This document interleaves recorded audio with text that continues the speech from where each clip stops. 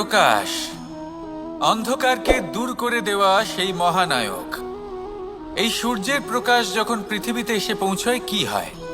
এই পৃথিবী জেগে ওঠে, প্রত্যেক প্রাণী জেগে ওঠে, মানুষ জেগে ওঠে, নিজের কর্ম করেন, জীবন যাপন করেন।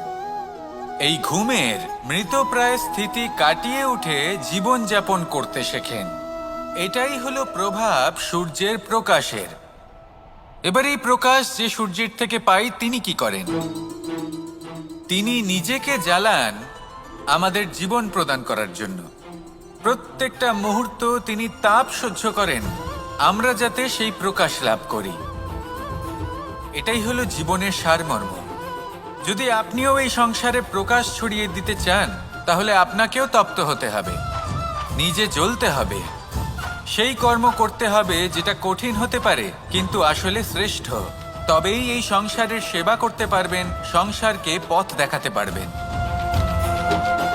নিজের অন্তরের প্রকাশ জাগ্রত করুন, তবেই সেই সকল ব্যক্তি যারা পাপের অন্ধকারে নিমজ্জিত হয়ে আছেন তারা জাগ্রত হবেন।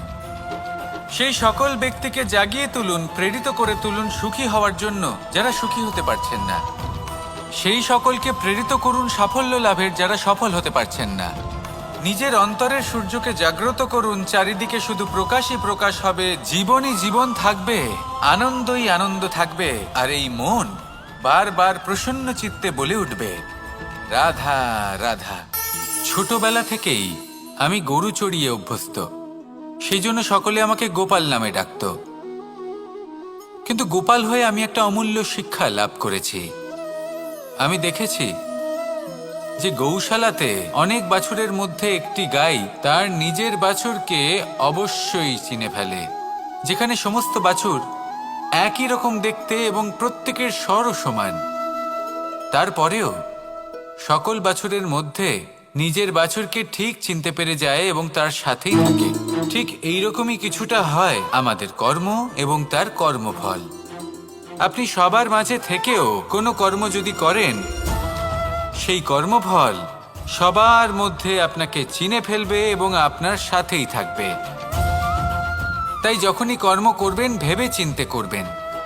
কোনো কর্ম করার আগে একবার ভেবে দেখুন, তাহলে জীবনে বারংবার অনুতপ্ত হতে হবে না। কারণ বিষয়টা কিছুটা এরকম যে এই সংসারে আপনি কাল, কর্মফল এবং সময়, এই তিনের হাত থেকে কখনো লুকোতে পারবেন না, কখনো পালাতেও পারবেন না। আসুন আমার সাথে ভালোবেসে বলুন, রাধা রাধা। আভূষণ।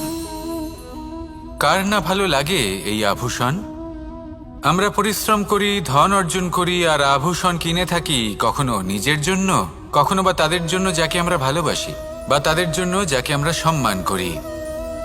হয়তো সেই জন্যই সীতা চূড়ামণি ধারণ করেছিলেন এবং আমি সামন্তকমণি। কিন্তু এটাই কি সেই প্রকৃত আভূষণ যা আপনার মূল্য বৃদ্ধি করে? না। শ্রীরামের আভূষণ হল ওনার নম্র ভদ্র ব্যবহার। মাতা সীতার আভূষণ হল ওনার সততা, ওনার নিষ্ঠা, ওনার ত্যাগ। অর্জুনের আভূষণ ছিল ওনার একাগ্রতা। রাধার আভূষণ ওনার প্রেম। এই আভূষণ কোথাও নেই, আপনার মনে আছে।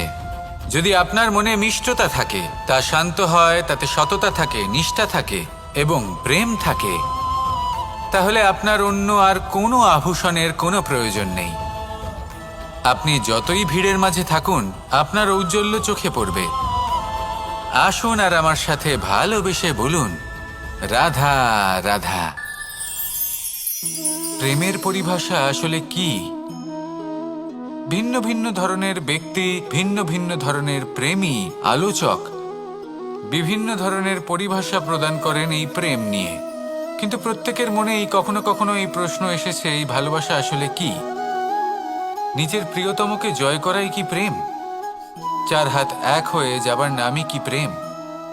নিজের আবেগ ব্যক্ত করাই কি ভালোবাসা? না। প্রেমের অর্থ কাউকে লাভ করা নয়, বরং তার মাঝে বিলীন হয়ে যাওয়া। যদি কারোর হাত ধরে থাকি, তাহলে আজীবন তার সাথে পথ চলা হলো প্রেম। প্রেম শুধুমাত্র সেটা নয় যা প্রেমী আর প্রেমিকার কেশদামে মালা বেঁধে দেয়। মাতা পিতার জন্য দিনরাত পরিশ্রম করা, নিজের পরিবারের জন্য দিনরাত পরিশ্রম করা, সেটাও প্রেম।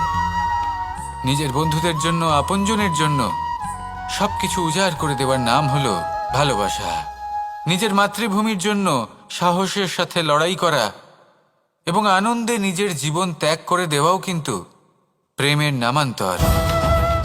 সেই জন্য যারা বুদ্ধিমান ব্যক্তি তারা কখনো প্রেমের পরিভাষা খুঁজতে চান না, কারণ তারা জানেন যে এই প্রেম কতটা বিশাল। তারা জানেন যে এই প্রেম হলো এক বিশাল সাগর যাকে নিজের মুঠোয় ধরে রাখা যায় না। সেই জন্য এই প্রেমের সাগরে ডুবে যান এবং সকলকে ভালোবাসতে শিখুন।